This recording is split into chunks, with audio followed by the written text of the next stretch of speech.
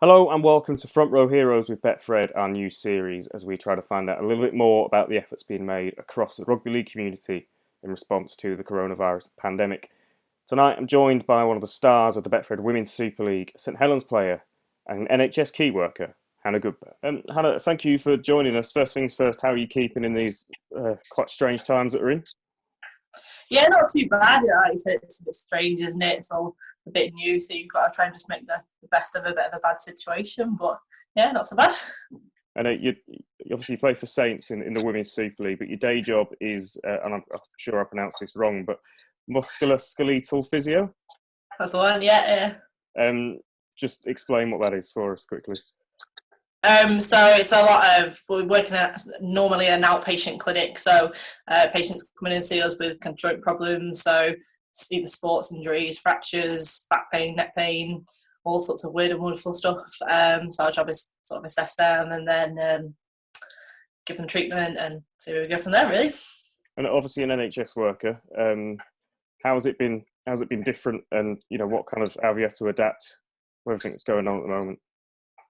It's been a bit of a frantic, sort of unusual time. So we've completely stopped seeing patients face to face, telephone patients instead, which is a bit strange, trying to assess people over the phone and you don't have all the kind of information. But had a little bit of sort of respiratory training as well, just in case we end up going onto the wards and treating patients with COVID. So yeah, it's all been a bit strange and all been a bit kind of unusual, but it's a bit stressful, but we'll kind of get there. There's nothing in compared to what most people are probably going through who work in the NHS at the minute. And you must have a bit of insight into what it's been like on the front line in the NHS for colleagues and other workers around you. Yeah, so before I kind of settled in this job, I worked as a rotational physio, so even part of that is working on intensive care, so I've got a bit of experience of what that must be like on a sort of normal day-to-day, so I can't even imagine how stressful that is in these circumstances. It's a really interesting place to work, but just kind of, I think physios is one of those things that people don't realise they go and work in intensive care, and just it's amazing really what the jobs they must be doing day to day now and how hard they must be working to treat people with COVID. And we've seen a fantastic response and a kind of added appreciation for our key workers and NHS workers throughout this. Obviously, the clapping at 8 o'clock on a Thursday night has become something of a staple now. But do you think that that appreciation and that added show of appreciation does make a difference to NHS workers and is a real mood lifter, I guess? Completely. Yeah. The NHS isn't always the easiest place to work in. There's not a lot of rewards other than job satisfaction sometimes, and as much as we love it and I wouldn't want to do anything else, it's not always the easiest job. So to see that, I'm sure, particularly if you're working in those intense sort of stressful environments like intensive care and on the wards, to see that bit of recognition, it gets you quite emotional actually. It means a lot. So you go around and you see little rainbows in people's windows, and actually it makes you reflect and makes you think on how lucky we are to have a service like the NHS. Are you worried there might be a bit of a knock-on effect for, I guess, departments such as yourselves as we move, hopefully, as we move out of this in terms of patients not being able to access treatment? Yeah, so it's completely asked a lot of questions as us as physios, what is our role in this? And I think they're looking at using us as rehab clinicians and going and getting people back on their feet after all this has settled down and after the respiratory sort of side of stuff and the lung sort of symptoms have settled down. So yeah, it's kind of, for us, it's given us a chance to reflect on our practice and why do we do a lot of things that we do and kind of how can we make a better service for our patients. So in some ways it's been good, but then in others it's a bit stressful as to how long will we be needed and will there be work for us and how long does this carry on. And away from that, we should, at the moment, we would be about a month, 6 weeks into the Women's Super League season. You must be gutted not to be playing. Yeah, completely. So I'm really looking forward to the new start of a season. Just getting stuck in at Saints, and I was really, really looking forward to kind of sticking my first Saints shirt on and getting stuck in and being a part of such an amazing team. So it's just delayed and still just as enthusiastic to get into that, but it's just a bit of a wait. Had pre-season been good in the build-up to it? Oh, I've loved every minute of it. I've really enjoyed kind of my time in the pre-season, and the coaching staff there and the support teams, they're incredible. They're really good. It's been really interesting as well, just getting a chance to do types of training I've never done before. So work on sort of speed and agility skills, and just a completely different kind of way of coaching for me. So I've loved every minute. You mentioned that this was due to be your first season with Saints. You've come over from Wigan, which is a bit of a controversial move. What prompted that?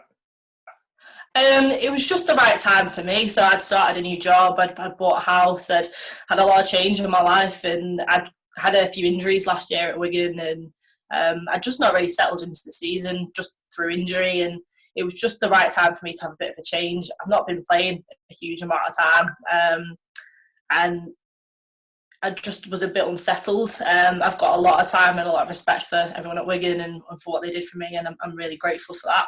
I just needed a bit of a change. And it felt like that season was probably the biggest and best Betfred Women's Super League yet. Just talk us through what it was like playing in front of some of those big crowds, and what was a really exciting season right until the end. Yeah, you could definitely tell the step up last season, particularly obviously going in from our first season as a club at Wigan. You could tell the intensity when people came to play us. They wanted to be the former champions that year of Super League, and so we felt that difference. We felt that step up. But even just stuff around the media, it was something obviously a lot of us have never seen growing up, having that kind of platform to look up to. So it was really interesting to see the development in the game, and it's really kind of encouraging. You said that you never had that platform to look up to growing up, but do you hope that the profile that you've got as players and as teams now will help that kind of next few generations come through? Completely. You'd like to kind of hope that. I think just looking at the work a lot of the England girls do, the tours that they've just been on, the media presence that they're getting a little bit more. So it'd just be nice to think, even if just a couple of girls growing up watched Super League and thought, actually, you know what, not be discouraged to play and kind of have a platform and have something to aim for. I think that's what a lot of us are really aware of. We've got to kind of do our role and do our job to push for it to continue and keep getting better as it is. And we've got a World Cup on the horizon as well in 2021 in this country, being played at the same time as the men's and the wheelchair, all in one, and in some big stadiums as well. How exciting is that as a prospect for players, but also fans of women's rugby league? Definitely, it's just so encouraging to hear signs like that, and obviously with a lot of the England girls in the Saints setup and seeing how excited they are, and you want that for your teammates, you want them to play on the big platforms and get as much out of it, because I think at the end of the day, like whether it's men's, whether it's wheelchair, whether it's women's, your playing career is quite short, so you want to get the most out of every opportunity. So to see that is incredible. Obviously, a layoff for everyone. I'm still not sure when we'll see live rugby league again, but have you been doing bits to keep yourself ready and fit and prepared for it? Yeah, it's been difficult to kind of settle into a bit of a routine, but I think always having that in the back of the mind that, it won't last forever, hopefully, and we'll hopefully be up and training at least soon. So just keeping yourself fit, keep using what equipment you've got around the house, trying to make the best, get into routine, I think has probably been the hardest bit. And it's just working on your fitness, doing what ball skills you can at home, but it's hard. When we do finally get back up and running, will that Saints-Wigan derby be the first one on your radar as to get stuck into? I think I'd be lying if I said I wasn't looking forward to it, but just out of just a bit of an unusual experience. But no, definitely, like, just even not just the derby, just the chance to play for Saints for me is something that I'm really looking forward to, and just want to get stuck in and repay the club for all the support that they've given me. Well, Hannah, thank you for joining us, and thank you for all the work that you and your NHS colleagues are doing. It really is appreciated, and hopefully it won't be too long until we see you out there on the Women's Super League field. Thank you. So some really interesting insight there from Hannah Goodburn of St Helens Women's. And we've heard some remarkable stories already in this series about the work and the efforts being done across the rugby league community in response to this pandemic. Before we end tonight, I'd just like to give a little reminder as to the work being done by some rugby league charities and why they need your support at this time. Hey, MOSE here. I'd just like to say a big thank you to everyone who has supported me since my accident, especially the Rugby League Benevolent Fund. Look, I've just popped in to tell you that I'm a massive fan and a huge supporter of the Rugby League Benevolent Fund and the RL Cares charity. We know that this is a challenging time for everyone, not just people in Rugby League. We also wanted you to know that Rugby League Cares is doing everything it can to help people at every level of the sport. Everybody is working exceptionally hard as always to support the general well-being of all our players, and our aim is to enable all our players to stay healthy and positive during this tough time. We all know how amazing our Rugby League family is. You've done so much for me and my family, and you continue to do so much for the wider sport, and also through the DJ Fund, and I am so grateful for your support. I always have been and I always will be. Charities, the Rugby League charities at the moment are working so hard behind the scenes, harder than they ever have done before, to try and keep people safe and protected through these really horrible and uncertain times, and they really do need your support now more than ever. They are doing some fantastic work right now involving some of the most vulnerable people in our society.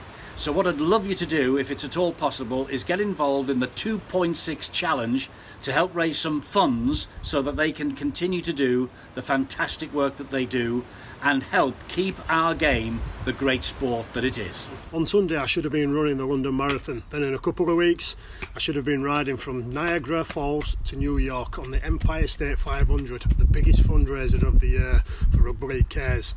That's not happening, which means the £100,000 we were hoping to raise for Rugby League charities has gone. You can still support the charity's important work by getting involved in the 2.6 challenge. The 2.6 challenge that has been launched through Rugby League Cares is a great idea, and we'd love to see as many people as we can getting involved and supporting these amazing causes and these amazing charities, like I say, that desperately need your support more than ever at this time. So please get involved and support the wonderful Rugby League Benevolent Fund. We hope you can get behind Rugby League Cares and the 2.6 challenge. Let's all do our bit, help the charities which do so much to help people in the sport. Please get involved in the 2.6 challenge and support all the outstanding work Rugby League Cares are doing for everybody within the Rugby League community. Our sports charities are fantastic and make a difference to the lives of so many people. Please show your support for the Rugby League charities by getting behind the 2.6 challenge and raising the money that is needed. Thank you and take care.